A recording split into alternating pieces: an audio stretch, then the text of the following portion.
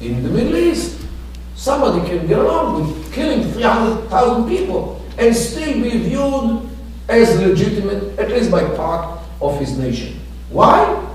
Different culture. And this is actually what the Middle East is. People find it hard to understand the Middle East because the Middle East is different culture, a set of values, a scale of priorities, minds, languages are totally different from this country. This country was built by immigrants who came from all over the world, from Eastern Europe, Western Europe, from Africa, from South America, from Central America, from East Asia, wherever they came, as individuals. Maximum, man, his wife, and their children. This is the biggest group which came either to Ellis Island or to the other side of the continent. And they came here in order to become Americans, to share together the American dream of life, liberty, and together to pursue happiness. And everyone sends the kids to the public schools, not everyone, most of the people send the kids to the public schools in order to learn how to be American before everything. What they sing in the morning, what flag they sing in the classroom is the American symbols. Next generation, the kids talk the same English. Even if they look different face, different color, they speak the same English of their place. Third generation, I doubt if they know where the grandfather came from. Marriages between people. Okay? After 4 generations, is one nation. So, the American melting pot succeeded to a large extent, mainly because people came as individuals and they shared the same neighborhood and they sent the kids to the same school, they go to the same army and so forth. And they work together in the workplace, and that's it. In the Middle East, people did not emigrate to the Middle East. They lived there forever. Centuries, if not millennia. And they live in the same place. They bring their children in the same place, generation after generation after generation. They don't go anywhere. And they become a family, become a tribe. Because if you have children, some generation in the same place, you become a tribe. And tribalism is a cornerstone in the culture of the Middle East.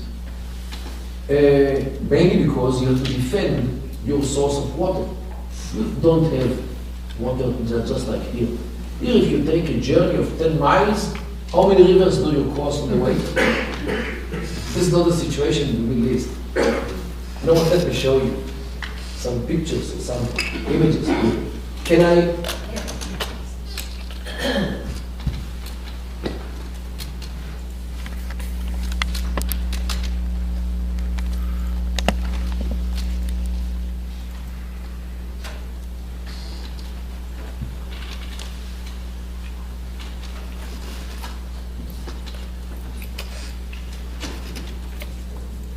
This is the picture of the Middle East.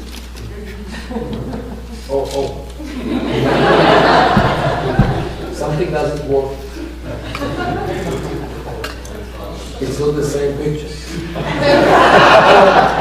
These are my kids.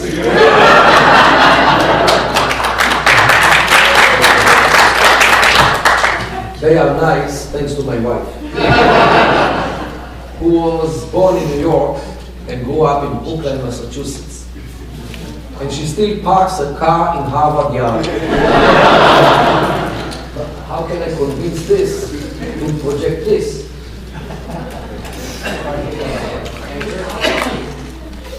Should I go out on the mountain?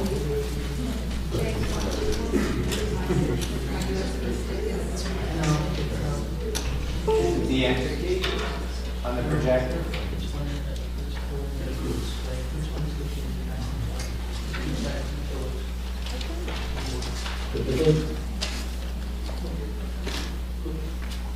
Yeah. There you go.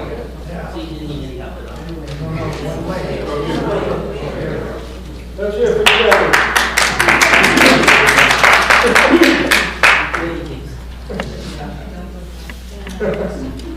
This is the Middle East. The real map of the Middle East. I would say even the only map of the Middle East. The desert, the Sahara Desert, which starts in Morocco, here, Algeria, Tunisia, Libya, Egypt, Sudan, Saudi Arabia, Yemen, Oman, the Emirates, Iraq, Syria, Lebanon, and Israel. This is Sinai. Iran is here. Turkey is here. Once I took a flight from Amsterdam to Johannesburg. The jumbo, which I flew in, crossed the coastline more or less at this point above Libya, when Libya was still a functioning country, and went down south to Johannesburg in South Africa. The jumbo, which flies some 1,000 kilometers an hour, 980, am I right? Kilometers an hour, needed 3 hours until we saw the first tree. It will need 7 hours if you go from Morocco in the west all the way to the east until you cross Saudi Arabia. Okay? This is the Middle East. And in such an area, which the resources are so scarce, if you find a well or a spring, you have to defend it in price of life. Because otherwise you're dead. Because another tribe or another group wants to have the water because they also have they need the water for the camels, for the sheep, for the people. So in the Middle East, I'm talking about thousands of years backward. People are fighting. Look, even in our sources, it appears, when Yitzhak, our forefather, blesses his son Esav, he tells him, Al harbecha tichye, you will live on your sword. Means, without your sword, you will not live. Because he knew the Middle East, he came from Iraq. Okay? He knew the place. He knew the culture. And in this place, you have to defend your source of water in pain of death. And when you live in such a place, you have to defend it, so your children, and the most consolidated group is the brothers. They defend each other. The next generation are the cousins. The next generation, the second cousins, the third cousin, the fourth cousins. They marry the daughters only inside the tribe because they don't trust other tribes, because the other tribes are the enemies who want to take our water. When you go to sleep, you put your hand on the sword. In modern times, on the AK-47, on the clutch. And the second to shoot doesn't shoot anymore. You know why? Because he's dead. Okay? This is why violence is such an immediate tool to use in such an area like the desert. Totally different from the, I think, millions of trees in this country. Billions of trees, rivers, water. Who fights here on water? The desert. Okay? 2 weeks ago I was in Palm Desert. Giant place, nice place, peaceful place. They know what to do with water. They distill. You would expect that these people will also use their resources to distill water and to stop the feuds. For some along the way, it doesn't work. We'll deal with it. So the tribalism, actually, because of the necessity to defend your source of water, traditionally, historically, this is the cornerstone of society because a group which is not a tribe cannot survive in such an environment as the desert as we see. By the way, this is the biggest desert in the world, the Sahara Desert. which actually continues into Saudi Arabia, the same desert. The Red Sea here and the Persian Gulf do not create any changes in the climate of the environment. The desert is all the way to the water and continues from the water. There's not even one small strip of greenery in this place. The only green places are the delta of the Nile, the Nile itself, and here the Euphrates and the Tigris, the coastal area of Israel, Lebanon and Syria, and small or very narrow coastal area along the North African seashore, and that's all. 96% of the space of the Middle East is dry, arid desert, which creates a culture in this area. This is why violence is so deeply engraved into the culture of the Middle East. Before Islam came to the world, you cannot blame Islam for this, because this was millennia before Islam came to the world. Already Yitzhak, our forefather, blesses his son, Al-Kham Bechat. You live on your sword thousands of years before Islam came to the world. Okay, so already it was. Second thing, in order to understand the Middle East. By the way, as a result of this tribalism, states like Iraq is actually, this is the state of Iraq. The real state, or the real map of Iraq. This is a map. Do I block the picture? No. This is the real map of Iraq.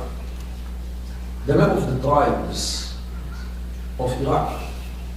Because these tribes have to live near a source of water. In the eastern part of Iraq are both rivers, the Euphrates, Rat, which more or less is this line, and the Tigris, the Hideki, which is here. They unite more or less in this point and go together down south to the Persian Gulf under the name Shatt al-Arab. Between the rivers there are Iraq, and for here comes the name of the country. Iraq in Arabic is veins, like in Hebrew or Akim. Veins means canals of water which combine the two rivers. So people can live either near the river or near the canal, because they have constant flow of water in the winter and the summer, because there is no rain in Iraq. Iraq is a desert. So you have to stick to your place and to defend your place, because another group will come if you are not powerful enough to chase you away, because they want to access to the water as well. So this is why the Iraqi society is so tribal, and people will fight each other only because of their place and interest regarding to the water. But this is not the end of the problems in Iraq. In Iraq, these tribes are actually division of 4 ethnic groups. Kurds are in the north. They are not Arabs, they are Kurds. Turkmens are these, the bright marks. Persians in this place, and the rest are Arabs. So Iraq is actually divided to 4 ethnic groups: Arabs, Kurds, Turkmens, and Persians. Different languages, different mindset, different traditions, different everything. Like Japanese and Romanians. Different ethnic groups? Yes, this is Iraq.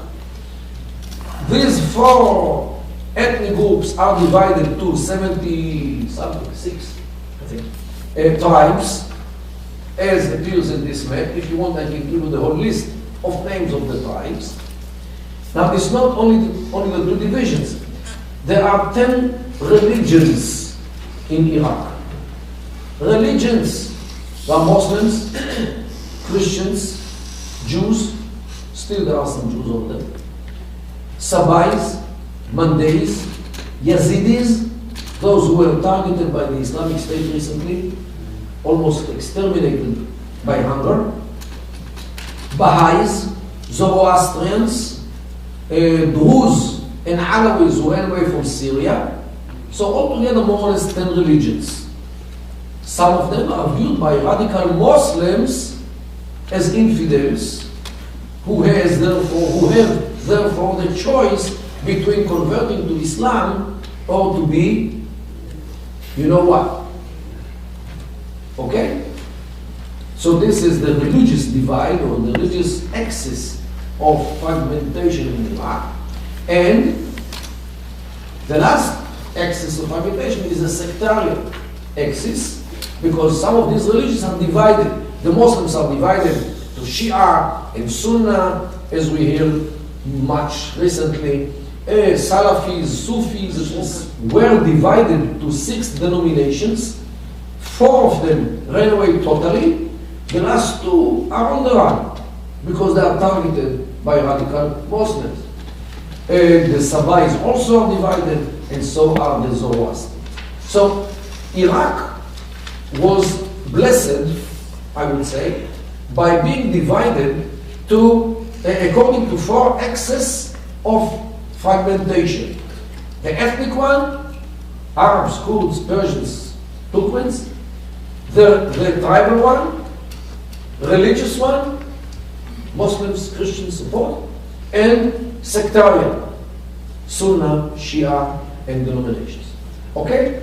And the British, when they drew the borders of Iraq, they hoped that one day will come and all those factions will sit around one fire and sing Kumbaya together.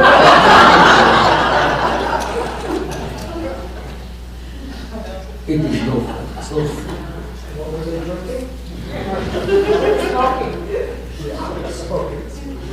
Right, both. Of course, the borders of Iraq were marked by the British in order to serve the British interest, which in the 20s, when Iraq was created, was already oil. Because the first oil rig which produced commercial quantities of oil in the Middle East started to work 20 years earlier, in 1900. So in 1923, when Iraq was created, already oil was known, produced, and actually this whole state was designed in order to serve the British interests. To a degree, that the Kurdish district originally was not part of Iraq, it was part of Turkey. Because the Arabs hate Kurds, and surprisingly, Kurds hate Arabs as well. And the Arabs, under the leadership, not the rulership, of King Faisal, whom they nominated, didn't want the Kurds. So Iraq originally did not include the Kurdish district in the beginning of the 20s. 6 years later, oil was found in the area of Kirkuk and Mosul. More or less this area of the oil field, giant oil field. So the British said, oops, we didn't know it. And they went, and in a unilateral step, occupied this area, like 100 kilometers around the oil field. So the Turks cannot touch the oil even with a long stick. And all the problems of Iraq to the 20th century until this very day between Arabs and Kurds are the result of this annexation of the Kurdish district to Iraq. If you remember names like Mullah Mustafa Barazani and Jalal Talabani, the rebellion of the Kurds against the central government of the Arabs is the result of the British greed to oil as manifested by annexing the Kurdish district to Iraq to be subjugated by the Arabs, which Kurds never agreed to. This is one example how colonial interests actually caused the calamities for Middle Eastern states which bleed until this very day. This one example. Another example is Egypt. This is Egypt. Egypt includes today Sinai. This part of Egypt. Sinai was annexed to Egypt in the 80s and 90s of the 19th century. Again, because of the British. Why? Here is the Suez Canal, which enables ships who come from the Mediterranean to go down south to the Red Sea and go down south to the Indian Ocean, all the way to India. And this is the way how the British ships were going to the Mediterranean through the Suez Canal to India. The British didn't want the Ottomans of those days to hurt the British ships in the canal. So they drew the border here between Rafia and Taba, which more or less between Gaza and Eilat today. And they annexed Sinai to Egypt as a buffer zone between the Ottoman Empire and the British ships which passed the Suez Canal. This was the reason why Sinai was annexed to Egypt, although since the Suez Canal was done, Sinai is part of Asia and Egypt is part of Africa. This was the last thread of connection, of a dry connection between Asia and Africa. All the rest of Africa is surrounded by sea. This is the only place which you could walk without getting wet between Asia and Africa. But since the Suez Canal was done, Africa is divided from Asia. So geographic reason why to annex Sinai to Egypt, there is no reason. Because Sinai is part of Asia, while Egypt is part of Africa. Second reason not to annex Sinai was the population.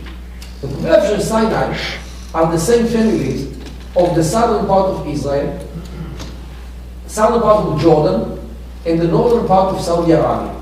The Bedouins were wandering before the state of Israel was established, before borders came to this place.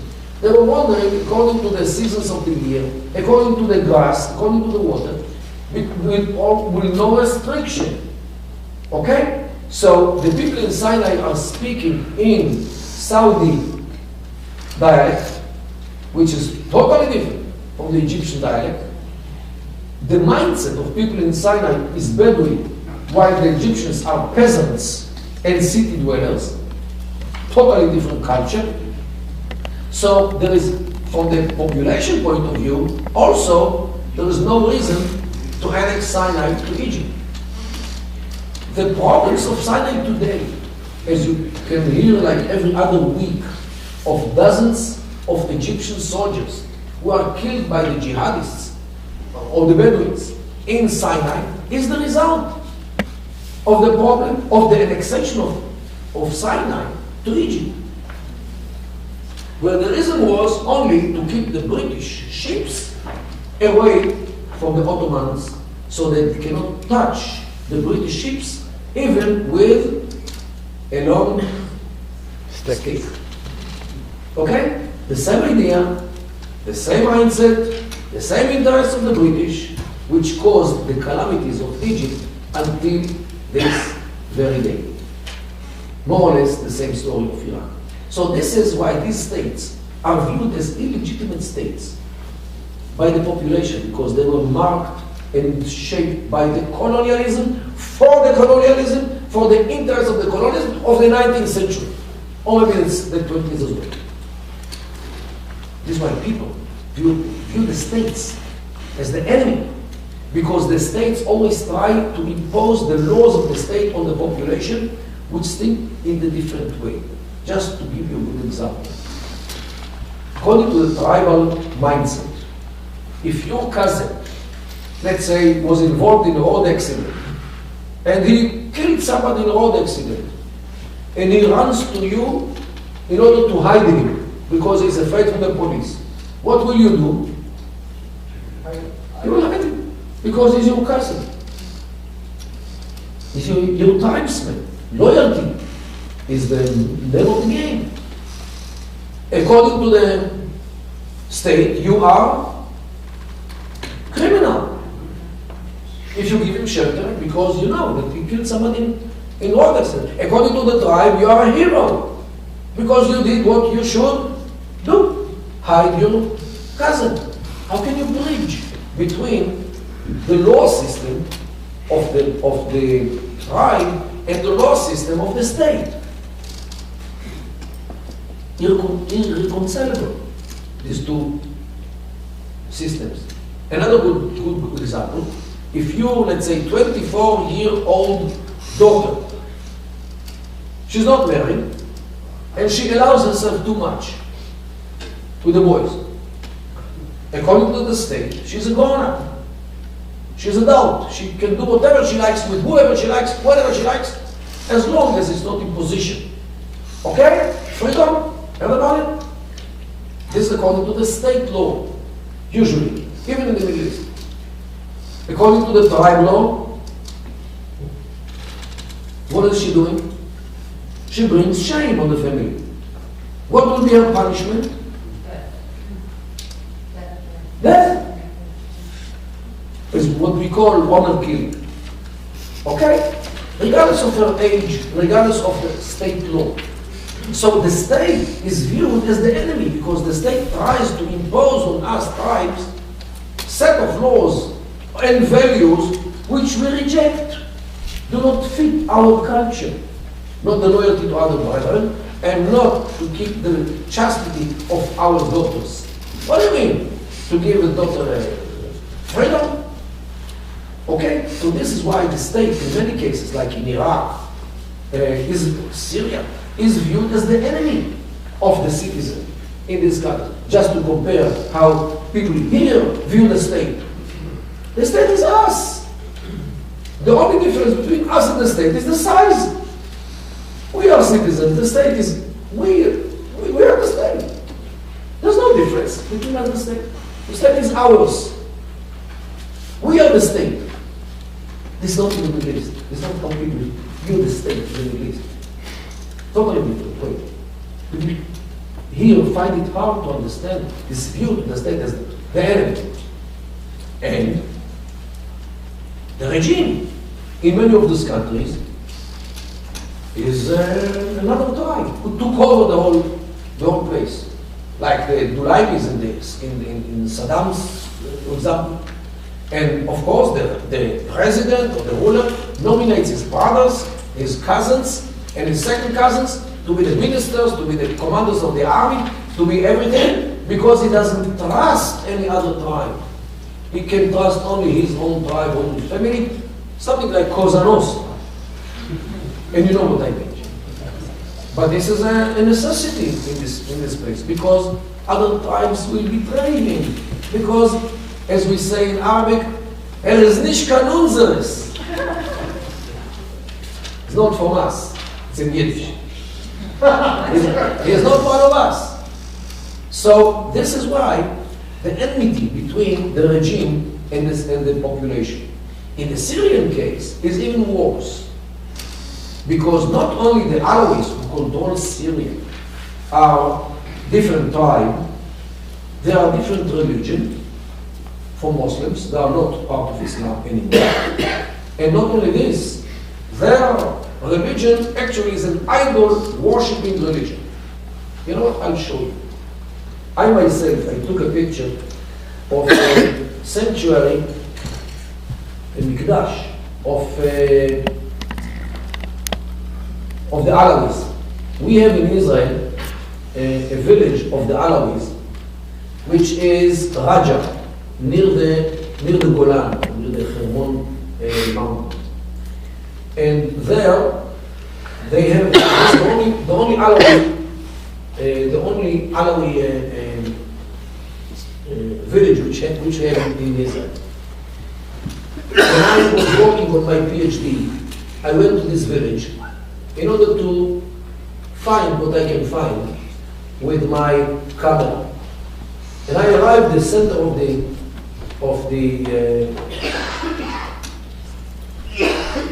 village, to this place. This is the shrine of the Alawites inside the valley. I came in a rainy day, and you can see on the left side the puddle of rain. And in a rainy day, people are at home. So I could run in a camera to take the picture of this place, because they do not let people take pictures of this place. Because this place actually exposes the religion. Just look at this, in the middle you can see the column, and on the top of the column you can see two pigeons. See? This one resembles Ali, the deity, according to the Alawites, and the second one, the lower one, is Muhammad, the Prophet Muhammad. Ali, the fourth caliph, is viewed by the Alawites as the incarnation of the deity, while Muhammad is only the cover of the deity. To say this to a Muslim, total unacceptable. And they bow to this statue. They bow to this. Not only this, here you can see behind the white gate, this gate, you can see here this vitrine. These are the corners, 1, 2, and 3. This is the basis. And in this vitrine, there is a statue of Mother Mary, like 40 centimeters, dressed with blue, nice. And they bow to her. They revere her as a goddess. Mother Mary is a goddess. I think that there is not even one Christian denomination which believes that Mother Mary is a goddess. She's the mother, but she's not a goddess. And they believe that they are a goddess, and they bow to her as well. When a Muslim sees it, he gets the goosebumps. This is sheer idol worshipping. This is not idol worshipping with brackets. This is idol worshipping. And according to the Islam, somebody who bows to pigeons or to a statue of a woman is a mushrik. And his faith is to be either Islamized or shortened by him. And the Alawites who control Syria, including the Assad family, are part of this sect. So according to Islam, not only they don't have the right to control a country, to rule a country, the big question is they have at all the right to live being infidels as they are. And this is the problem of the legitimacy or illegitimacy of the government in Syria. Not because of the minority. No, not only because of the minority. Minority which should convert to Islam or being beheaded. And this is according to the, even Taymiyyah in the Middle Ages, the big thinker of Islam, wrote about them that they are akfar min al-Yahud wal-Nasara in Arabic. They are more infidels than Jews and Christians about the Arabs.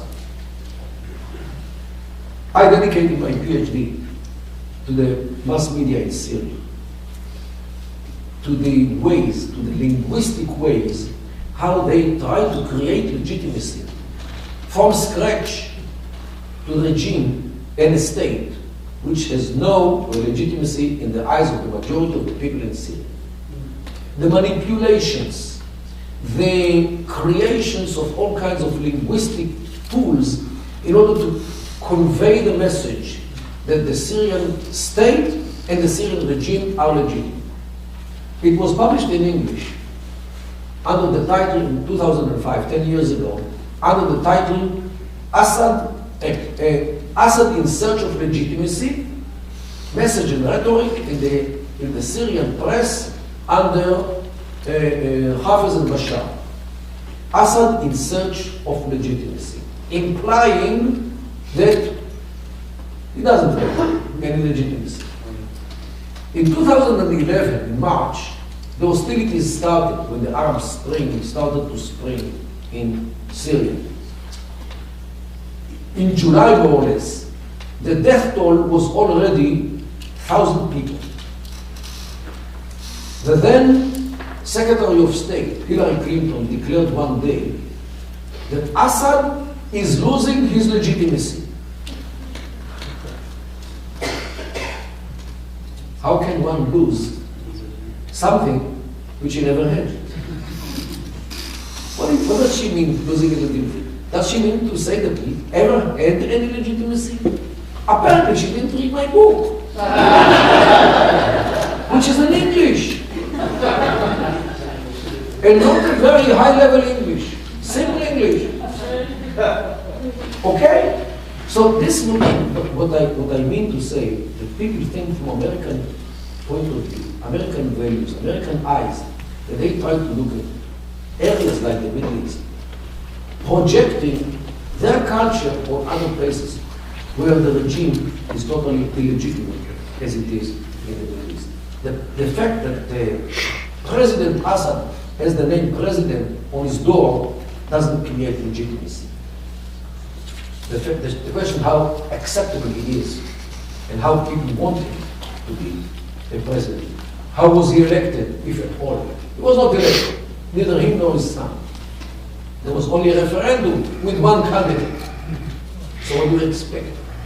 Okay? So this is the Middle East culture, unfortunately. And when it comes to the addition of religion to this equation of problems, now you understand why Syria and Iraq especially, as states which are illegitimate to begin with, as viewed by the population, both are today the host state, which emerged from the ruins of these two illegitimate states, and today what we see, the atrocities of the Islamic State. Where people are beheaded, people are burned, people are flogged in public, women are stoned in public, and girls are being sold to slavery, and you understand exactly what slavery is, what kind of slavery. So this is the problem with this place.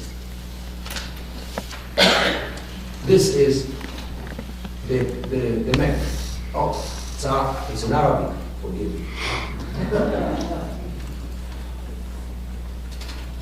This is a more comprehensible language.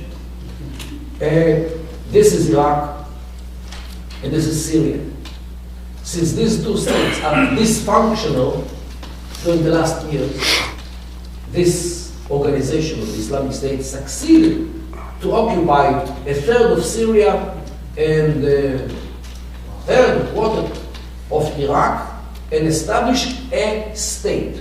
And this is a state with ministries, with a ruler, with army, with police, with everything which a state needs, they have. Just look at the space compared to Israel. This is Israel. And this is the Islamic State, like 6 times as big as Israel, 6 times as big as New Jersey. Okay? Colorado? I don't know. But definitely a large space.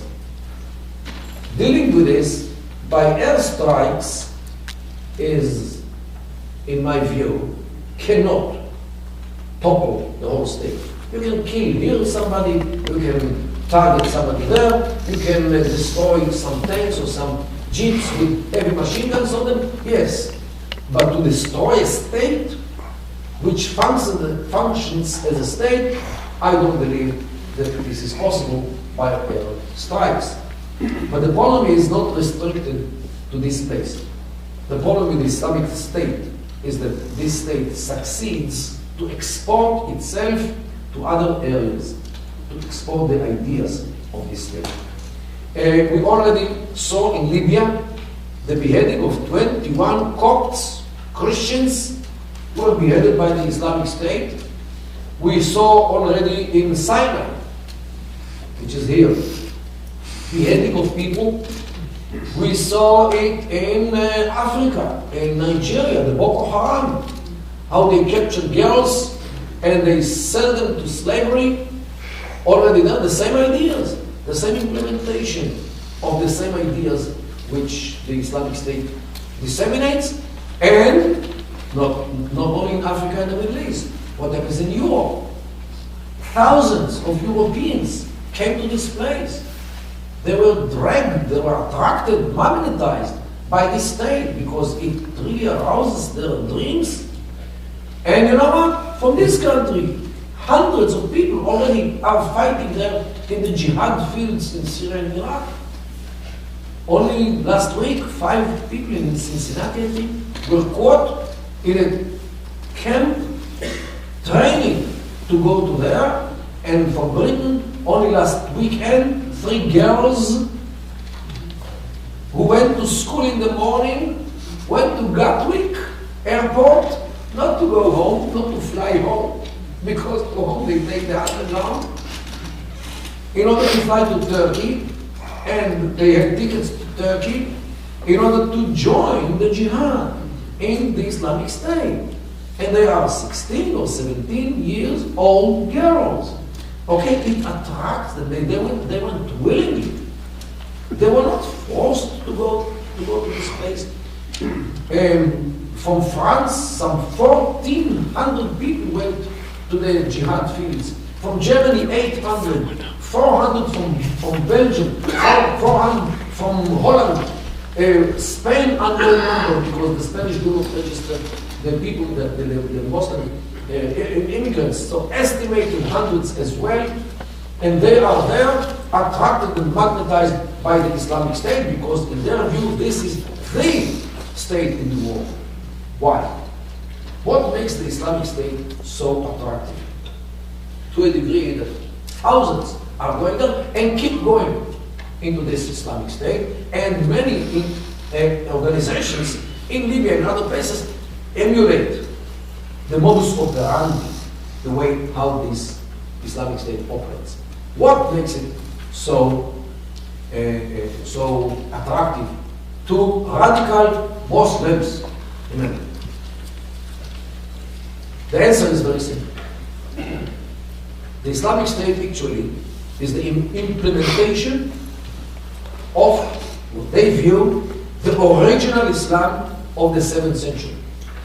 Because the modus operandi, the way how this state operates, is taken from the earliest books of Islam as documented by Islamic historians, by the Quran, by the Hadith, and the earliest sources of Islam, before all kinds of changes were introduced into Islam and corrupted Islam, as they say. When Islam was original, as they claim and think.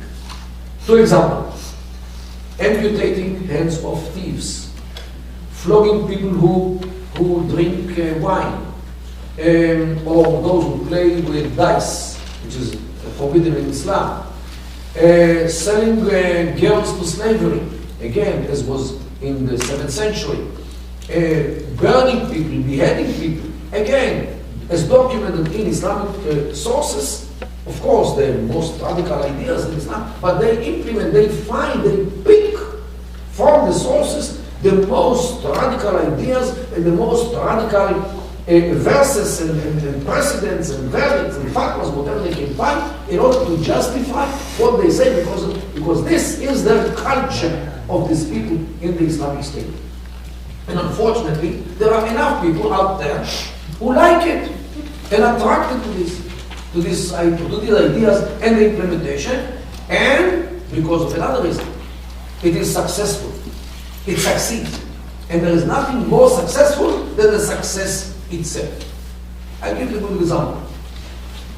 Look at this city, Mosul, in this part. This city is actually a city of like 4 million people. 2 million in the city itself, another more or less 2 million in the suburbs of Mosul. Most of them are working in the oil industry, factories around Mosul, the same oil field which the British annexed this area to Iraq. Okay? The same oil field.